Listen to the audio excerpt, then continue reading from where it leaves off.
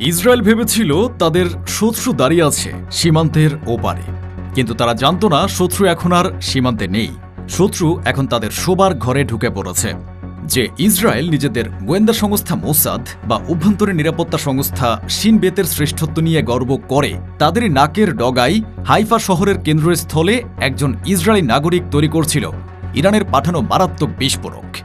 Pentagon নয়, white house নয়, এবার ইরানের সরাসরি টার্গেট ছিল ইসরায়েলের এক সিনিয়র ব্যক্তিত্ব। কিভাবে ইরানের গোয়েন্দা সংস্থা ইসরায়েলের মতো একটি দুর্গে ঢুকে তাদেরই একজন নাগরিককে নিজেদের এজেন্টে পরিণত করল? বিস্ফোরক তৈরির পেছনে ইরানের আসল উদ্দেশ্য কী ছিল? তারা ইসরায়েলের কোন সিনিয়র ব্যক্তিত্বকে পৃথিবী থেকে সরিয়ে দেওয়ার পরিকল্পনা করছিল? রোর অব দ্য লায়ন যুদ্ধের সময় এই গুপ্তচর ইরানের জন্য ঠিক কী কী তথ্য সংগ্রহ করেছিল যা ইসরায়েলের সামরিক দুর্বলতাকে নগ্ন করে দিয়েছে? আর সবচেয়ে বড় প্রশ্ন, শিন বেত এবং পুলিশ যে একজনকে গ্রেফতার করেছে সে কি হিমশৈলের চূড়া মাত্র? ইরানের এমন আরও কত স্লিপার সেল বা ঘুমন্ত গুপ্তচর ইসরায়েলের বিভিন্ন শহরে চূড়ান্ত নির্দেশের অপেক্ষায় লুকিয়ে আছে? ইসরায়েলের এই অভ্যন্তরীণ ক্ষতের গভীরতা মাপতে ভিডিওটিতে একটি লাইক দিয়ে শেষ পর্যন্ত আমাদের সাথেই থাকুন। ইসরায়েলি পুলিশের মুখপাত্র যখন বিবৃতিটি পড়ছিলেন তখন তার গলা কাঁপছিল। গ্রেফতার হওয়া ব্যক্তির নাম জেড্রপ, পেশায় একজন সাধারণ টেকনিশিয়ান, হাইফা শহরের এক শান্ত পাড়ার বাসিন্দা। কিন্তু এ সাধারণ মুখোশের আড়ালে লুকিয়েছিল এক ভয়ঙ্কর সত্তা। সে ছিল একজন সাধারণ প্রতিবেশী, কিন্তু রাতের অন্ধকারে সে পরিণত হতো ইরানের সবচেয়ে বড় অস্ত্রে। শিনবেতের জিজ্ঞাসাবাদে যে ড্রপ যা স্বীকার করেছে তা শুনে কেঁপে উঠেছে তেল আবিবের ক্ষমতার মসনদ। তার টার্গেট কোনো সাধারণ রাজনীতিবিদ ছিলেন না। তার হিট লিস্টে ছিলেন ইসরায়েলের সবচেয়ে কট্টরপন্থী এবং মুসলিম বিদ্বেষী হিসেবে পরিচিত অর্থমন্ত্রী বেজালেল স্মোট্রিচ এবং জাতীয় নিরাপত্তা মন্ত্রী ইতামার বিন গাভির। এ দুজনই ফিলিস্তিনের উপর বর্ণবাদী মন্তব্য এবং পশ্চিম তীরকে সম্পূর্ণ দখল করে নেওয়ার জন্য বিশ্বজুড়ে কুখ্যাত। কিন্তু ইরানের পরিকল্পনা ছিল আরও ভয়াবহ। যে ড্রপের কাছে একটি টপ সিক্রেট ফাইল উদ্ধার করা হয়েছে, যেখানে ইসরায়েলি মিলিটারির শীর্ষ 5 জন কমান্ডারের দৈনন্দিন রুটিন, তাদের গাড়ির নম্বর প্লেট, ছেলেমেয়েদের স্কুলের সময়সূচি এবং এমনকি তাদের বাড়ির ব্লু প্রিন্ট পর্যন্ত বিস্তারিতভাবে উল্লেখ ছিল। ইরান শুধু ইসরায়েলের রাজনৈতিক নেতৃত্বকেই নয়, তাদের সামরিক মস্তিষ্ককেও এক আঘাতে পঙ্গু করে দেওয়ার এক নিখুঁত পরিকল্পনা করেছিল। তারা ইসরায়েলকে এমন এক নেতৃত্বশূন্য অবস্থায় ফেলতে চেয়েছিল যেখান থেকে তাদের ঘুরে দাঁড়াতে কয়েক দশক লেগে যেত। এই ভয়ঙ্কর মিশনের প্রস্তুতি চলছিল অনেক দিন ধরে। রোর অব দ্য লায়ন যুদ্ধের সময় যখন ইরানের মিসাইল ইসরায়েলের শহরগুলোতে আশ্রয় পড়ছিল, তখন যে ড্রপ তেহরানের চোখ এবং কান হিসেবে কাজ করছিল। তার প্রথম কাজ ছিল হাইফা পোর্টের ছবি তোলা। হাইফা পোর্ট শুধু ইসরায়েলের অর্থনীতির সহায়ক নয়, এটি ন্যাটো এবং মার্কিন নৌবাহিনীর জন্য এক গুরুত্বপূর্ণ স্ট্র্যাটেজিক পয়েন্ট। যে ড্রপ পোর্টের নিরাপত্তা ব্যবস্থা, কার্গো জাহাজের আনাগোনা এবং নৌবাহিনীর জাহাজের অবস্থানের রিয়েল টাইম তথ্য ইরানকে সরবরাহ করছিল।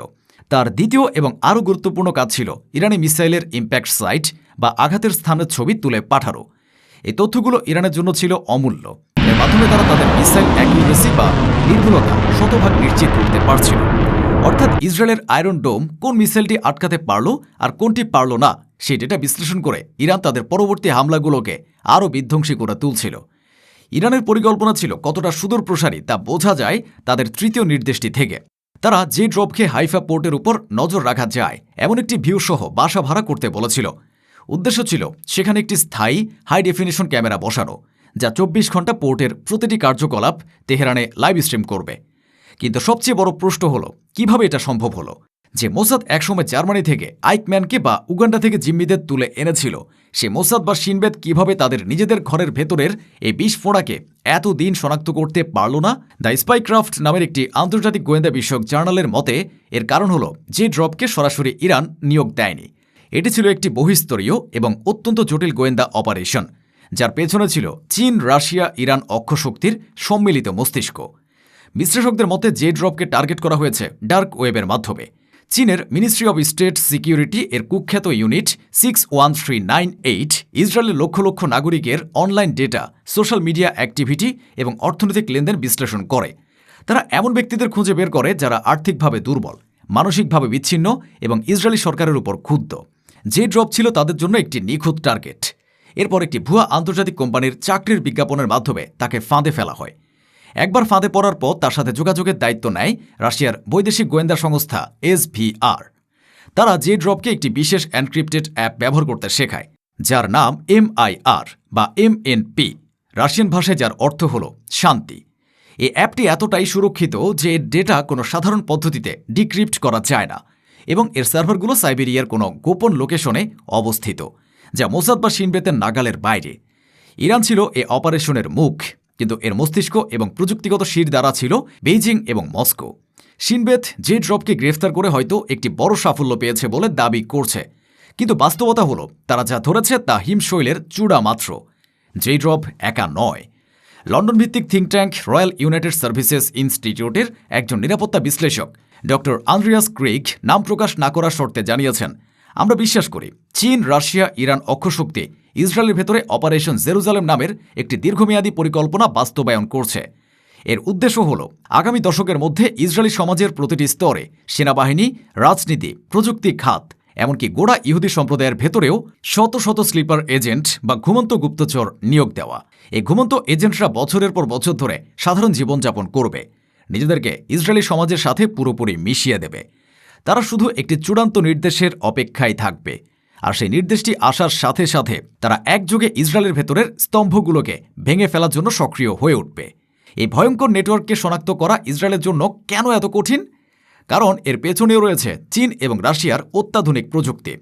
চীনের ফেসিয়াল রিকগনিশন এবং আর্টিফিশিয়াল ইন্টেলিজেন্স প্রযুক্তি ব্যবহার করে এই এজেন্টদের এমনভাবে প্রশিক্ষণ দেওয়া হয়েছে যা দিয়ে তারা শিনবেতের যে কোনো জিজ্ঞাসাবাদ বা লাই ডিটেক্টর টেস্টকে সহজেই ফাঁকি দিতে পারে।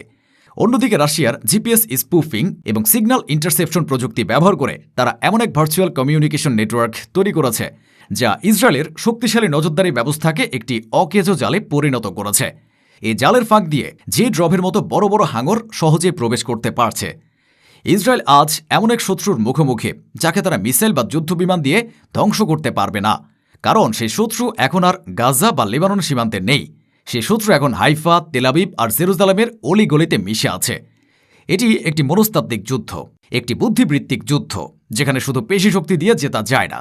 যে ড্রভের গ্রেফতার মোসাদের জন্য একটি বড় বিজয় নয়, এটি তাদের জন্য একটি ভয়াবহ সতর্কবার্তা। এই ঘটনা প্রমাণ করে তেহরান, বেইজিং, মস্কো অক্ষশক্তি শুধু সামরিকভাবেই নয়, গোয়েন্দা জগতেও ইসরায়েলকে চ্যালেঞ্জ জানানোর জন্য প্রস্তুত। ইসরায়েলের দুর্ভেদ্য দুর্গের দেয়ালে প্রথম ফাটলটি ধরে গেছে, আর সেই ফাটল দিয়েই হয়তো একদিন তাদের পতনের স্রোত প্রবেশ করবে।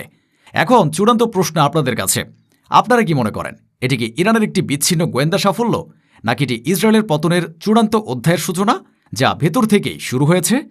কমেন্টে আপনার সুচিন্তিত মতামত জানাবেন, কারণ এই নীরব যুদ্ধেই হয়তো লেখা হচ্ছে মধ্যপ্রাচ্যের ভবিষ্যৎ ইতিহাস।